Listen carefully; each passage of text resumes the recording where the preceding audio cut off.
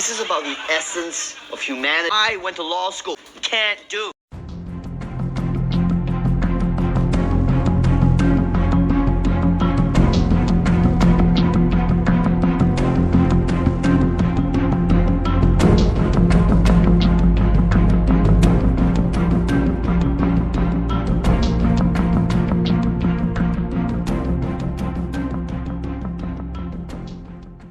Court. I know what you are thinking, the robot in a suit in a courtroom. Not yet, but that may not be far off. In next month's case, the Do Not Pay app will run on a defendant's smartphone. It listens to the court arguments. Lex prospisit non respisit, hukum melihat ke depan bukan ke belakang. Assalamualaikum warahmatullahi wabarakatuh. Salam sejahtera bagi kita semua. Shalom, Om Swastiastu, Namo Buddhaya, salam kebajikan. Dewan Juri yang terhormat, beserta para pemerhati debat konstitusi di Indonesia, izinkan kami terlebih dahulu untuk memperkenalkan diri kami. Saya Amelia selaku pembicara pertama yang akan memaparkan latar belakang beserta solusi pada posisi perdebatan kali ini. Di sebelah kanan saya Feby Hidayatur selaku pembicara kedua yang akan memaparkan argumentasi pada aspek aturan perundang-undangan yang ada. Dan di sebelah kiri saya Matahari Zaman selaku pembicara ketiga yang akan memaparkan argumentasi pada ranah empiris. Dengan ini kami menyatakan untuk pertama kalinya bahwa kami sangat menyetujui mosi perdebatan kali ini bahwasanya AI dapat digunakan sebagai alat bantu dalam sistem penegakan hukum di Indonesia.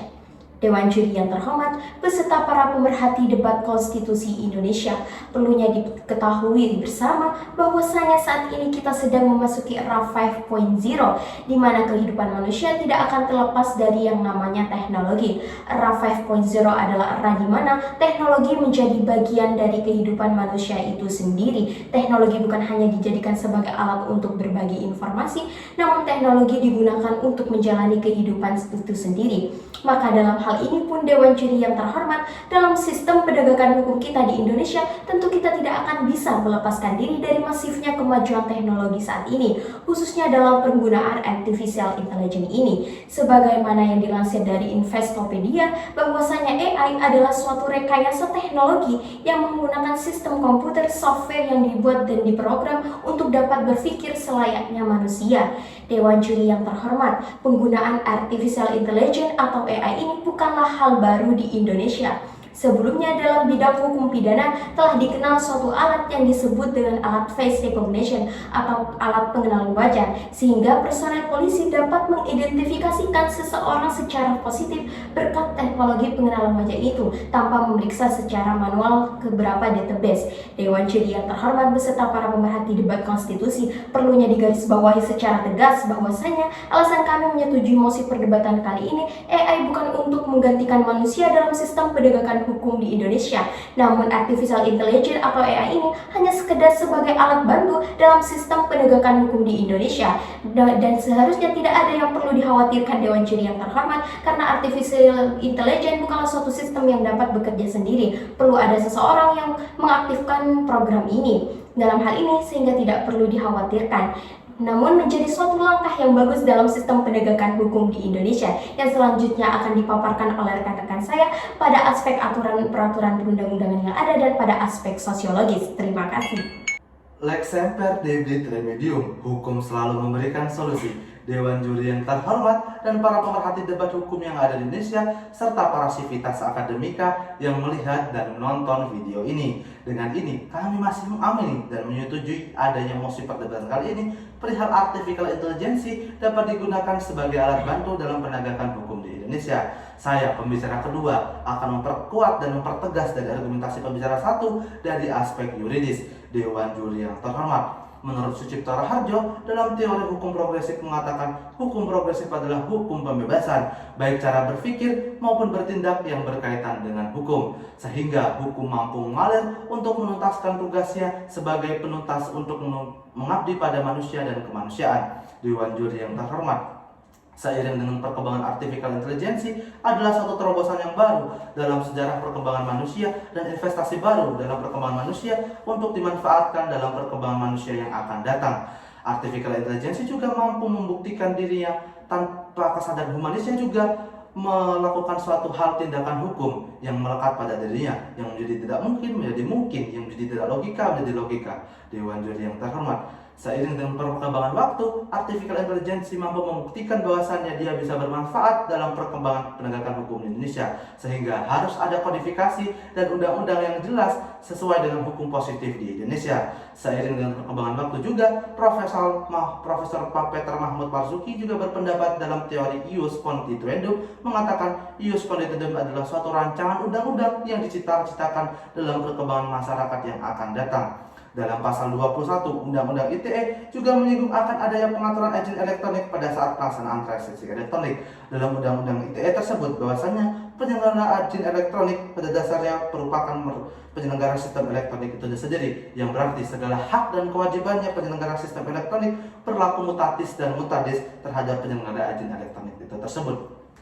Dewan Juri yang terhormat dan para pemerhati debat hukum yang ada di Indonesia, beberapa ahli masih berspekulasi dan masih pengembangan yang sangat mendalam tentang artificial intelligence ini. Namun beberapa ahli juga sepakat bahwasannya artificial intelligence dapat dimanfaatkan dan dikembangkan dalam masa depan yang akan datang. Seperti yang dikatakan oleh Joanna Bryson, seorang guru besar di Hite School, yang mengatakan bahwasannya artificial intelligence harus dikatakan sebagai subjek hukum, karena pada dasarnya artificial intelligence berdampak besar bagi perkembangan dan pemanfaatan lingkungan yang ada di sekitarnya. Dewan Juri yang terhormat dan para pemerhati debat hukum yang ada di Indonesia, beberapa ahli hukum di Indonesia juga masih berspekulasi dan masih simpang siur dalam artificial intelligence ini. Namun beberapa ahli sepakat akan adanya pengaturan yang jelas dalam pemanfaatan artificial intelligence ini tersebut, sebagai yang dikatakan oleh Profesor Saldi, yang seorang hakim Mahkamah Konstitusi, mengatakan bahwasannya artificial intelligence harus dikatakan sebagai agen dalam pengembangan dan penegakan hukum di Indonesia,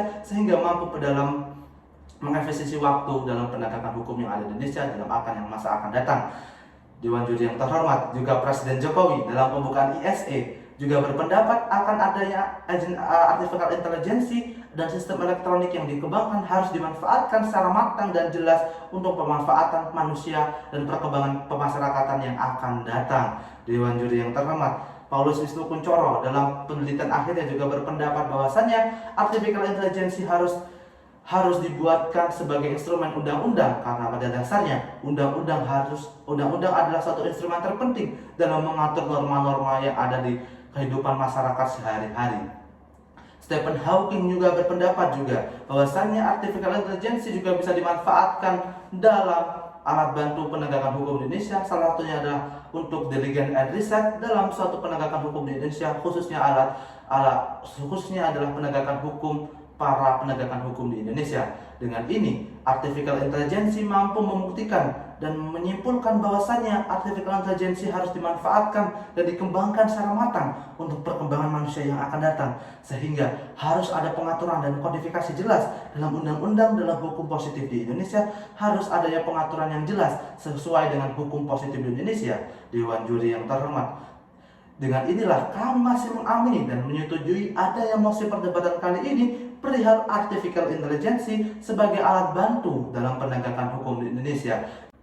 Demi faktum Tobi TV Ius berikan saya faktanya, maka saya akan memberikan hukum. Dewan Juri yang terhormat serta para pemerhati debat hukum di Indonesia yang kami hormati pula, seperti apa yang telah dipaparkan oleh rekan kami dari pembicara pertama dan pembicara kedua, dari aspek filosofis dan aspek yuridis, kami sangat mendukung dan menyetujui adanya mosi perdebatan kali ini perihal AI dapat digunakan sebagai alat bantu dalam penegakan hukum di Indonesia. Dewan Juri yang terhormat serta para pemerhati debat hukum di Indonesia yang kami hormati pula, bahwasannya dengan adanya AI memiliki dampak positif dalam penegakan hukum di Indonesia, khususnya di ranah pengacara dan ranah hakim. Perlu kita ketahui bersama Dewan Juri yang terhormat, seperti yang dilansir dari ctrl.ugm.ac.id, pada saat ini banyak sektor bisnis yang bergantung pada teknologi, khususnya bagi para pengacara dan para hakim. Hubungan antara pengacara dan teknologi AI yaitu hubungan yang bersifat asistensi atau bantuan dalam pengerjaan pengacara sebagai peneliti hukum, dan Penyusunan Hukum, Dewan Juri yang terhormat, serta para pemerhati debat hukum di Indonesia yang kami hormati pula. Integrasi teknologi AI dan pengacara merupakan integrasi yang bersifat program bantuan komputer atau alat bantuan. Oleh karena itu, dengan adanya program tersebut dapat mengefisiensikan operasional pekerjaan pengacara, Dewan Juri yang terhormat, serta para pemerhati debat hukum di Indonesia yang kami hormati pula. Alat AI dapat digunakan sebagai alat bantu dalam penegakan bantuan hukum sudah diterapkan di negara Amerika Serikat. Baker Hostetler, salah satu firma hukum di Amerika Serikat, telah memanfaatkan adanya teknologi AI di pengadilan yang bernama ROSS. ROSS diciptakan oleh IBM untuk memahami bahasa, meneliti hipotesis, dan penyusunan naskah hukum. ROSS juga memberikan tanggapan-tanggapan kepada para pengguna atau klien, Dewan Juri yang terhormat, serta para pemerhati debat hukum di Indonesia yang kami hormati pula. ROSS akan memberikan efektivitas jawaban yang benar dan memberikan waktu yang cepat apabila digunakan berulang-ulang atau secara mandiri. Oleh karena itu, Dewan Juri yang terhormat, apabila Indonesia menerapkan AI sebagai alat bantu dalam penegakan hukum di Indonesia, akan mengefisiensikan waktu bagi pengacara, tenaga, bahkan biaya bagi suatu firma hukum yang bertumpu pada para legal dan para periset.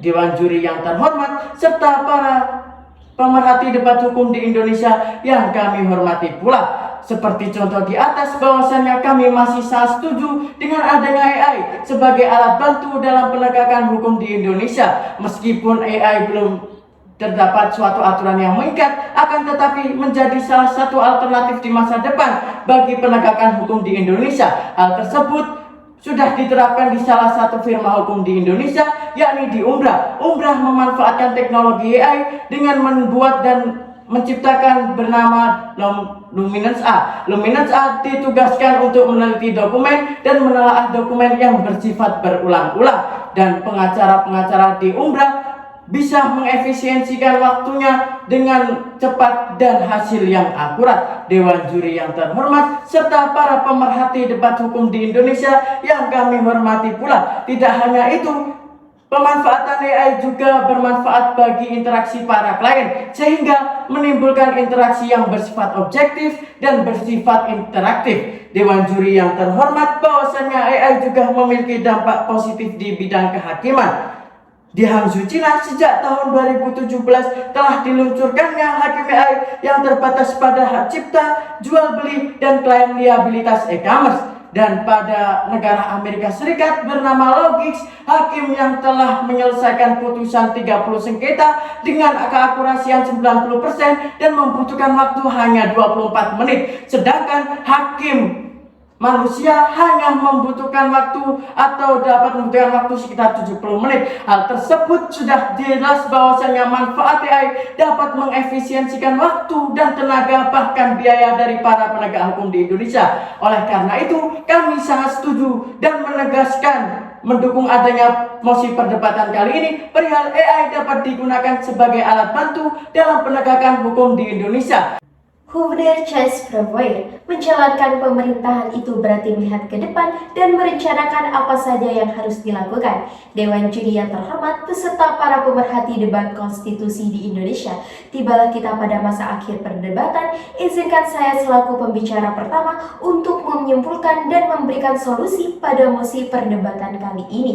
Dewan Juri yang terhormat, sebagaimana yang telah dipaparkan oleh rekan-rekan saya, bahwasanya kami masih setuju dan mengamini mosi perdebatan kali ini, bahwasanya AI dapat digunakan sebagai alat bantu dalam sistem penegakan hukum di Indonesia dengan menekankan pada beberapa argumentasi utama. Yang pertama, yakni bahwasanya penggunaan dan pemanfaatan teknologi memanglah harus dapat membawa manfaat bagi kehidupan manusia. Dalam hal ini pun penggunaan AI ini memanglah memberikan manfaat dalam sistem penegakan hukum kita dengan memberikan efisiensi waktu. Yang kedua, yakni bahwasanya penggunaan artificial intelligence atau kecerdasan buatan ini telah terbukti ampuh di beberapa negara untuk membantu berbagai sistem penegakan di berbagai negara. Seperti di negara Amerika telah dikenal suatu sistem yang disebut ROSS untuk memberikan kemudahan untuk beberapa pengacara di pengadilan. Bahkan di Indonesia sendiri, Dewan Juri yang terhormat telah dikenal suatu alat dalam hukum pidana yang disebut alat face recognition atau alat pengenalan wajah untuk memberikan kemudahan terhadap para petugas kepolisian.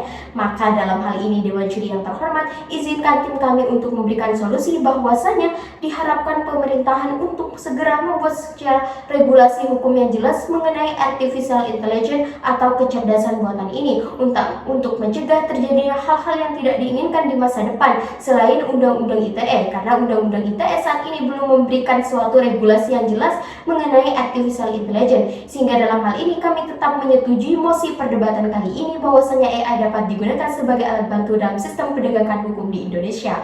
Terima kasih.